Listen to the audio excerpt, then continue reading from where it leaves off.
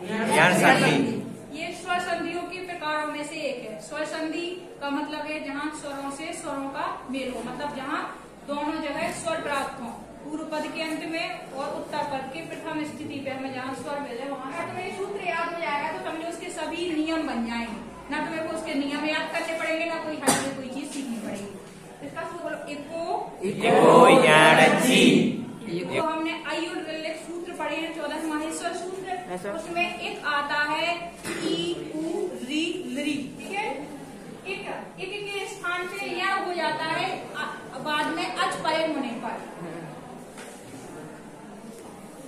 या में कोई स्वर होने पर अभी समझ में आ जाएगा। उदाहरण पढ़ेंगे, केवल अभी इतनी बात ध्यान रख लो। ई के स्थान पे होना है या, ठीक है। ई की जगह या हो जाएगा, या कैसा होना, हलन होना है। फिर ऊ के स्थान पे वा हो जाएगा, वा हलन होना। री के स्थान पे रा हो जाएगा, री के स्थान पे ला होना, ठीक है। अब इसको अपन लोग ऐसे भी लिख सकते हैं,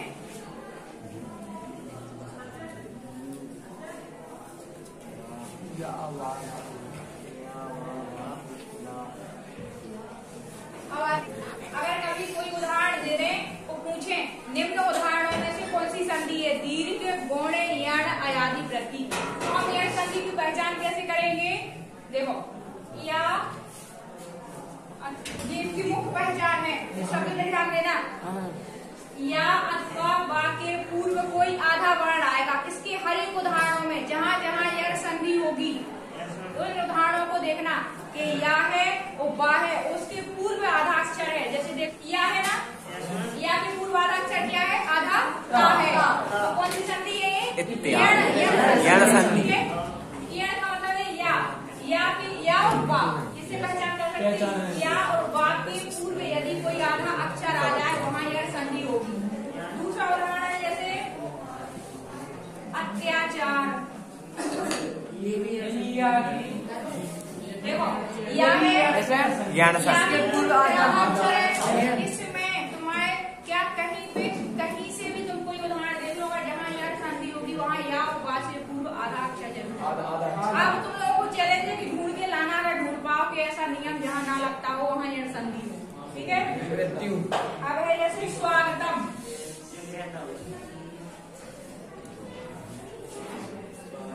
ये बहुत प्रसिद्ध उदाहरण है।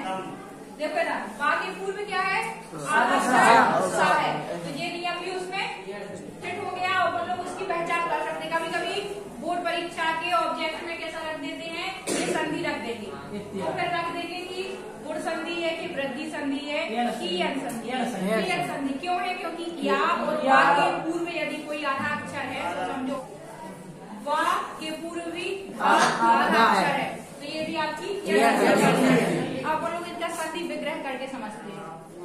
देखो, जहाँ पे आधा अक्षर है हमें उसका विग्रह वहीं से करना है, वहीं से हमें संधि को तोड़ना है। आधा अक्षर क्या है इसमें? ता। तो नियम क्या है? ई के स्थान पे ई का या हो जाना है, तो ता पे हमें काय की मात्रा लानी पड़ेगी, ई, तो आ जाएगा इति। जब हम ता पे ई की मात्रा लाएंगे, क्योंकि या है ना, तो या का ई का या होना है, नियम में जो दिया है ई का या, तो पहले हम ता में ई की मात्रा लगाएंगे तो क्या बन जाएगा, इति। फिर प्लस अब आ जाएगा यादि, या ना आदि। अब देखो इति धन आदि, ये शब्द बन गया। अब हमें जब देखना हमने इसमें इति में से जब ता है, ता में से जब हम छोटी ई की मात्रा अलग करेंगे तो ता अलग रह जाएगा और छोटी ई हमें मिल जाएगी, ठीक है। अब नियम था बाद में ई का या हो जाता है। ई का या कब होता है? जब उसके बाद कोई असमान स्वर हो। असमान स्वर का मतलब है ई के बाद हमें यहाँ पे ई ना मिले। अगर ई के बाद ई ही मिल जाता तो उसके समान मतलब उसके जैसा स्वर हो जाता। तो अगर ई के बाद ई आ जाता तो वो दीर्घ स्वर संधि कहलाता है। जब आप दीर्घ स्वर संधि पढ़ोगे तब समझोगे कि दीर्घ स्वर संधि का उदाहरण होता है अकह सवर्णे दीर्घ। अब प्रत्याहार के समान वर्ण आने पे वही दीर्घ हो जाते हैं, यही दीर्घ स्वर संधि की परिभाषा है।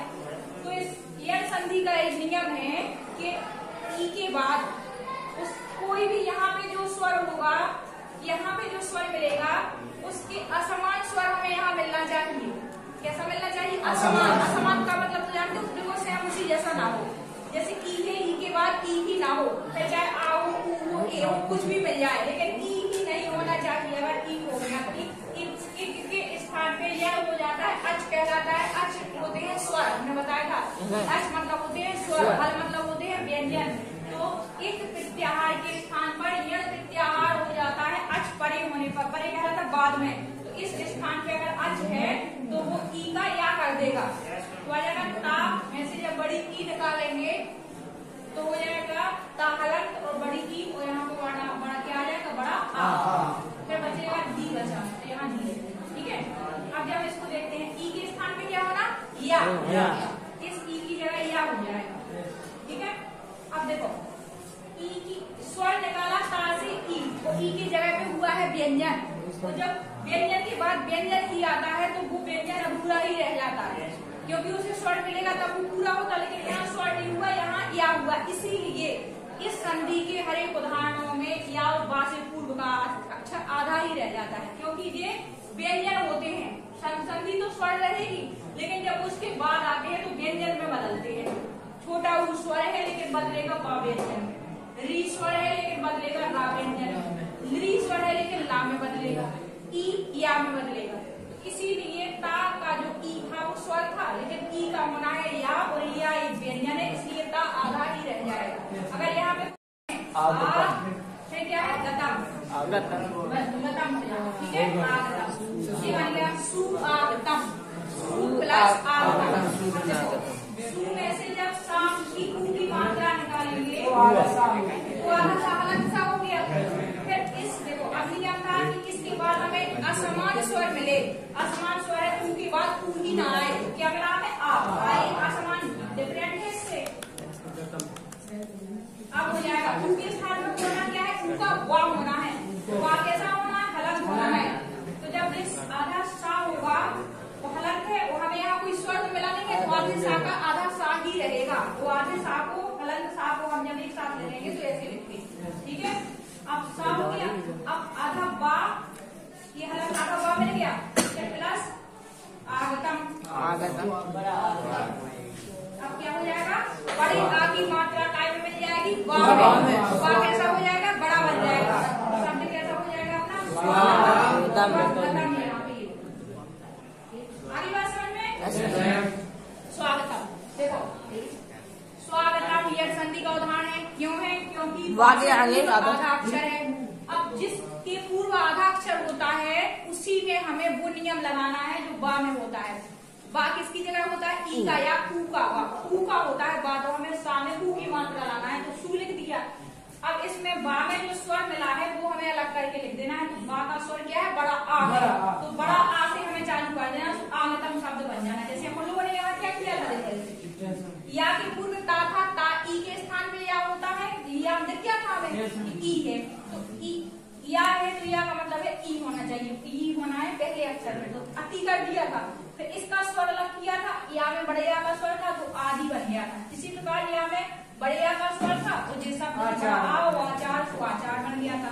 इसी प्रकार बा में जो स्वर है बड़ा आ है तो जैसा आगतम बन गया। अब जब हम सा से ऊ की मात्रा को अलग करेंगे तो हलंत सा बन जाएगा और ऊ अलग हो जाएगा। फिर ये आगतम बचा। अब ऊ के स्थान पे नियम कह रहा है कि ई का या ऊ का वा होना है, तो इस ऊ के स्थान पे बा ऐसा होना हलंत। हर एक शब्द जो होंगे वो होंगे वर्ण के हलंत ही होंगे। अब इसके बाद तो इसे कोई स्वर मिला नहीं था, इसलिए सा आधा रह गया और बा में हमें बड़ा स्वर मिल गया बड़े आ का, तो क्या बन गया? बड़ा। हमने नियम में पहचान में सबसे पहले पहचान में क्या बताया था? यण संधि की। कौन सी संधि की पहचान है? यण संधि की। या और वा से पूर्व कैसा होगा? आधा अक्षर। ये बा से पूर्व आधा अक्षर क्या है? या था। कैसे पता चल गया कौन सी संधि है? यण। अब आते हैं हम यण संधि के नियम। नियम क्या बोलता है? नियम बताता है कि ई के स्थान पे या होना है, ऊ के स्थान पे वा होना है। अब हमें यहाँ बा तो दिख रहा था, तो इससे हमें पता चल गया कि हमें ये सब सब संधि जब संधि काटेंगे वहां हमें ऊ की मात्रा लाना पड़ेगा। ऊ, अब ऊ हमें कौन से शब्द पे लाना है? बाकी पूर्व जो हमें आधा अक्षर मिल रहा है उसमें हमें वो स्वर लाना है। जैसे हमें देखो यहाँ पे हमने क्या किया था, या के पूर्व हमें ता आधा मिला था तो हम ई की मात्रा लाए थे। बाकी पूर्व हमें सा आधा मिला था तो हम इसमें ऊ की मात्रा लाए थे। स्वागतम। इसी प्रकार बाकी पूर्व हमें धा आधा अक्षर मिला है तो काय की मात्रा आएगी, ऊ की मात्रा धा पे आएगी। तो सबसे क्या बन जाएगा? आ में कौन सा स्वर मिला है? आ। और हम उस बा के छोटा आ को लेंगे। पानी लिखना बा तो आना है इस ऊ की जगह, तो छोटा आ और री आई हो। ठीक है, जो ये आ हमें मिला ये बा से हमने अलग किया है आ को, तो ये आ और री हमें मिलेगा तो मधुरन आदि। अब जब नियम है आवाज नहीं पीछे मध्य धन धा से क्या अलग किया गया? तो ये अरि। अब देखो यार मधु से जब ऊ को अलग किया गया तो मां अलग हो गया। अब नियम में है यह संधि के ऊ के स्थान पे बा हो जाता है, बा होना है अलग। अब जब हम इसको एक साथ लिखेंगे तो मां और आधा था फिर बा अलग, फिर प्लस में क्या आ जाना है? अरि। अरि। अरि। अब देखो हमें इस व्यंजन के तुरंत बाद हमें स्वर मिल गया तो वो स्वर इसमें जुड़ जाएगा तो क्या बन जाएगा? मधुरी। पूरा हो जाएगा क्योंकि छोटा इसमें मिल जाएगा और डी की मात्रा मधुरी। आगे बस बोलना आप